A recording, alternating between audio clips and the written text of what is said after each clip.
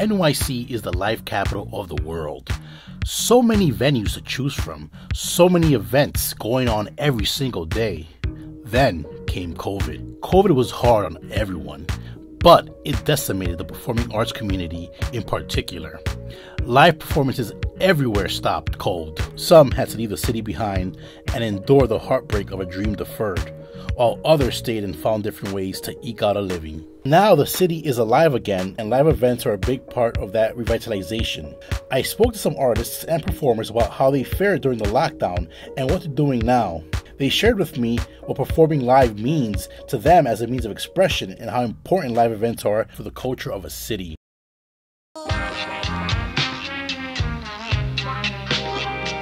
Thank God we're back, in front of live audiences in New York, because due to COVID, almost everything was closed. Like, all the comedy clubs and stuff like that. I do stand up, and it's actually like a fulfilling thing, just to know that places are opening back up, especially a theater like this, which is important to the, community just in general. Not only stand up, musicians, everyone has been away from being able to perform, and it's open now, so I hope it's a good show. Yeah. Coming back to do live theater in front of an audience is going to be magic, because after a year, almost 2 years of creating and at home, not in front of people, it's just gonna be amazing to get that energy from people laughing and clapping in real time. So I'm so excited. I'm ready. We are ready. We're ready to put on a show. Super blessed, man. It's even more grateful, and more appreciative of what we have and how we all been blessed after this COVID shit that's been going on. That just set us back 10 steps or 100 steps. We had so much momentum building up with our non-sold out shows, and then out of nowhere, COVID hit right in the midst of us really talking about going on the road and having serious talks about taking this shit on the road, city to city, and then out of nowhere, boom, COVID. Post-COVID, putting the show back together, it's been obstacle after obstacle. With a whole year off, again, it makes us appreciate what we have and appreciate what's to come, because we really ready to take this shit over. See you tonight, man. It's empty now, but you're going to be entertained in a minute, man. What's up, everybody? My name is Wallie Burgos from the South Bronx. I'm the writer-director of the play called The Checklist. And how it's been since the COVID situation, it's been tough for us. But during the COVID situation, we couldn't film, we couldn't do plays no more because the theaters was closed. So we started doing a TV show. We started picking up on a TV show. And we got a TV show, a spinoff from the play. But it was rough, and the only reason why it was rough too, where COVID really hit us bad, our last show, the 9th show, we had all these new actors that we got now, and we had a crazy buzz, so we just felt, we knew the next shows is going to be so good because the buzz was so big, even though what we started, we did 9 sold out shows, but it's just the characters and the cast that we got now, so we were so hyped off that 9th show, and to come off of it and not be able to work for a year and a half, it was hurtful for us. But like I said, we filmed a TV show. We did we did a TV pilot, so that kept us all together, and keeping the morale up. And we just so happy to be back now. Like it's a blessing to be back.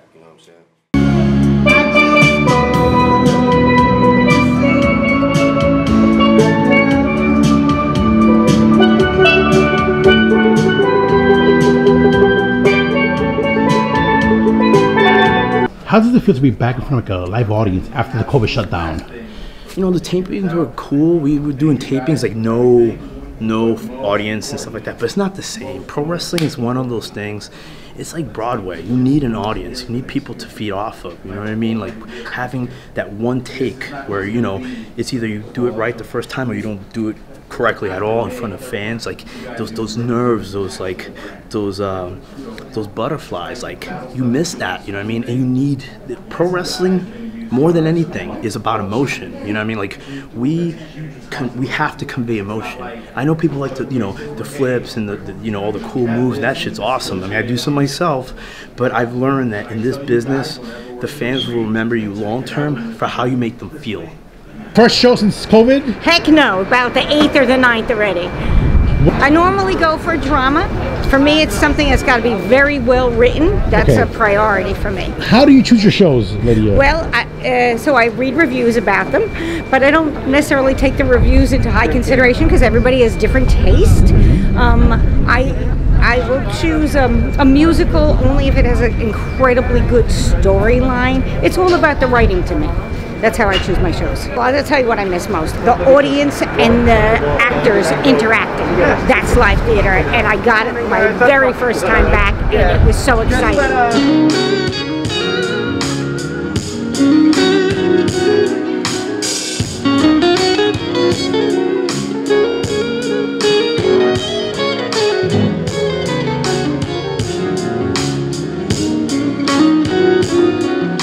I'm Pearls Daly, and I'm a New York City-based burlesque artist, actress, and filmmaker. One of my goals with my burlesque name was I wanted it to sound like a real person, kind of like a Mitzi Gaynor or a Marilyn Monroe. So if I made the jump and, you know, wanted to do like mainstream projects, I wouldn't have a name like, you know, Titsy Von Scone or, you know, something crazy. I had no idea what burlesque was. So I loved really big, bold women in entertainment from a young age. All of the things that I love are in burlesque. You have fashion, you have, you know, the theatrics of it, and the dance and the music. You know, it was it was really a happy marriage of a lot of different art forms that I had already been studying. I come from a theater background, so I have no problem performing for people who internalize their joy or just want to be quiet and private about their experience, which is what a lot of theater crowds do. Like maybe they laugh or they clap at certain points, but I feel like that they internalize what they're experiencing. But with burlesque crowds, they're encouraged to yell and hoot and holler and, you know, kind of go kind of crazy. And I feel like that is that's what makes burlesque burlesque. So one thing with my origin story too, and actually the space that we're filming in today is a place called Duane Park. And this space is very special because, speaking of my best friend who was helping me try to find my name, at the time she was hosting a show at the original Duane Park, which was downtown on Duane Park. So that's actually how I got my start in burlesque too. So this is like my first burlesque home. And during the pandemic, aside from, you know, Zoom shows and Instagram feeds and, you know, crazy private gigs, like this was one of the spaces that kind of was really strong through the pandemic, and we actually danced outside on Bowery in the cold weather. We had, the guests had like, you know, heat blankets, and they made it really great. There was an aerial rig like hanging from the fire escape, and everybody kind of banded together and did these shows like during the pandemic, and the band, like everyone was outside. And one thing that was really special, and also speaking of audience reaction, and one thing I will never forget during like the whole pandemic too, was we would be outside doing these shows and it would have the band out there playing, and like people who were probably out getting fresh air or getting walks would like stop and watch.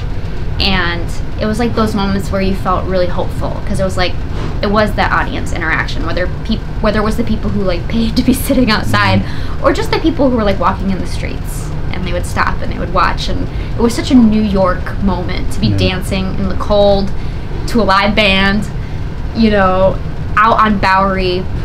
You know, another great story for the grandkids, like that is for sure. I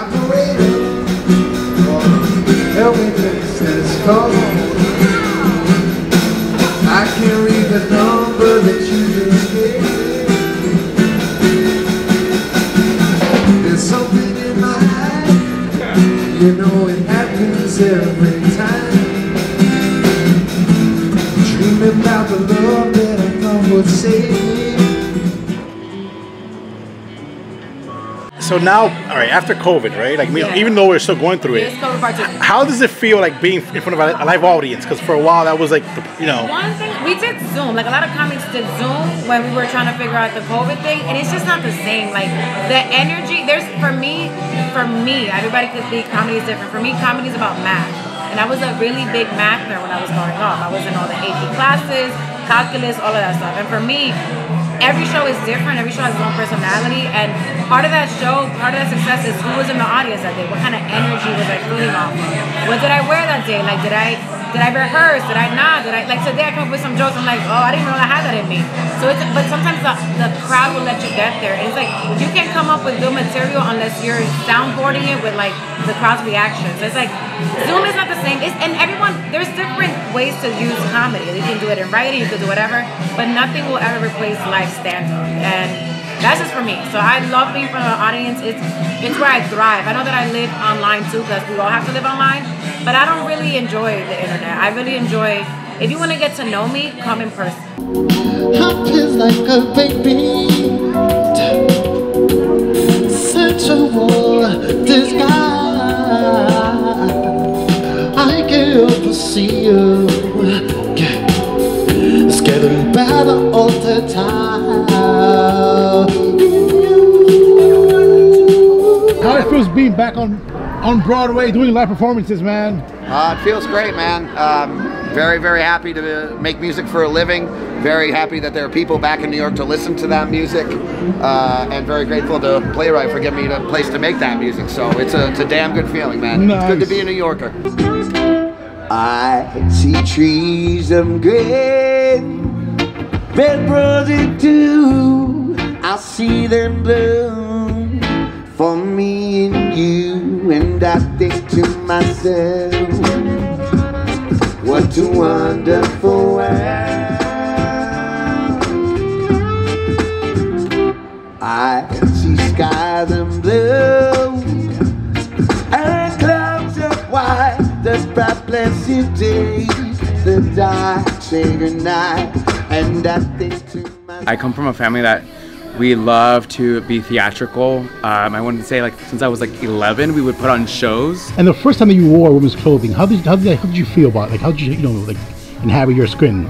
I felt like I felt a character come on. Like, I felt like I was putting on like a different persona in my body, and like I was just immediately transformed.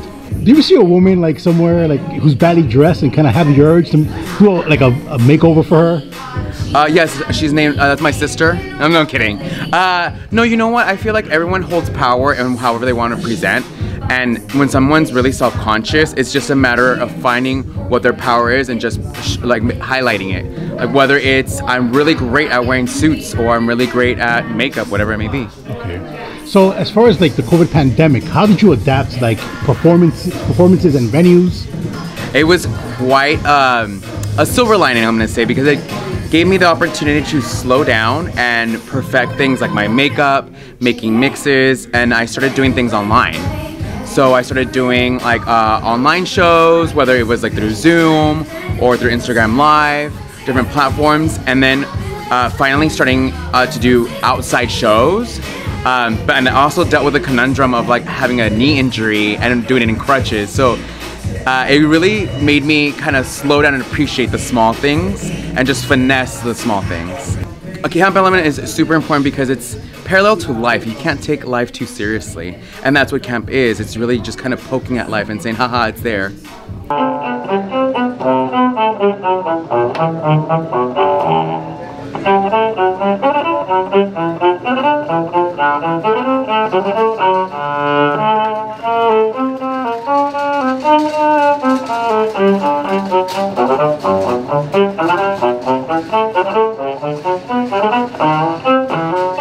Before the pandemic, I was working in off-Broadway theaters. I was doing voiceover work. I was working at Ellen's Stardust Diner as a singing server. I was auditioning, many auditions in person in rehearsal studios during the week. I was going out a lot. I was performing in nightclubs. I was singing with a rock band. I would sometimes travel to New Orleans to sing with bands as well as performing in the New York tri-state area, singing special events, weddings, and also like on Bourbon and Frenchman Street in New Orleans. Yeah, but everything that I was doing was very much like in person, live. You know, live. Yeah, we're doing it live. Once the shutdown began in March 2020, every stream of income I have became eradicated. I had makeup clients that, you know, no longer it was like safe to meet and be in close contact with people. The restaurant closed. Ellen Stardust Diner closed its doors for almost 18 months. New Orleans became a very unsafe place to be. You know, just the numbers in New York were crazy. Like, I was one of those people who was waiting online for the grocery store, like with rubber gloves, and, you know, like, it just became very apocalyptic, and all of my work ceased to exist. To make money, what did I do? I got a bar job, like, before or after I got vaccinated.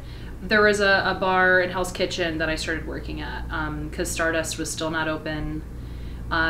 There were some makeup clients, like, a little bit here and there once people were vaccinated. Mm-hmm. But, like, between the shutdown and I would say, like, May 2020, it was, like, really, like, unemployment. And I actually did start a film production company with a couple friends who lived in my area.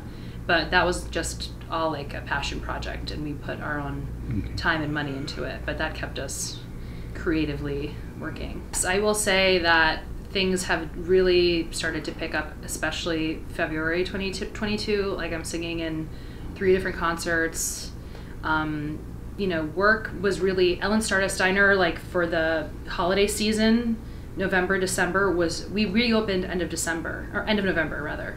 And it was crazy. Like, the Rockettes got canceled, which also I feel like we got some of their overflow. Like, there were some days where we were the only kind of, like, live show in Midtown.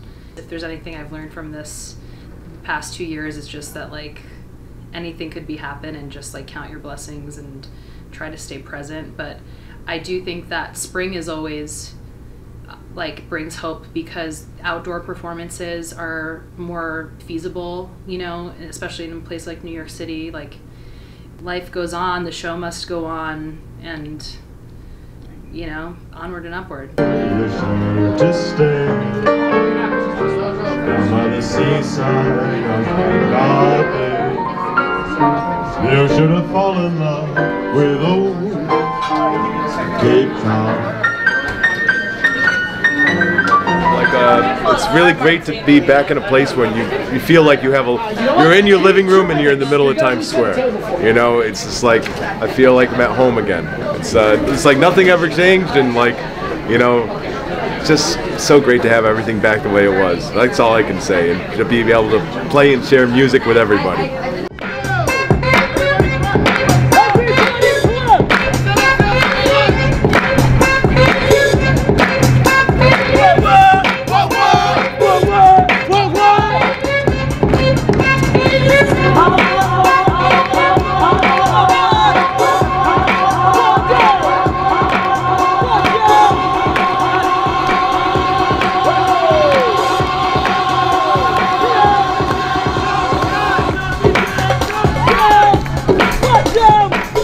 If you see something you like, make some noise.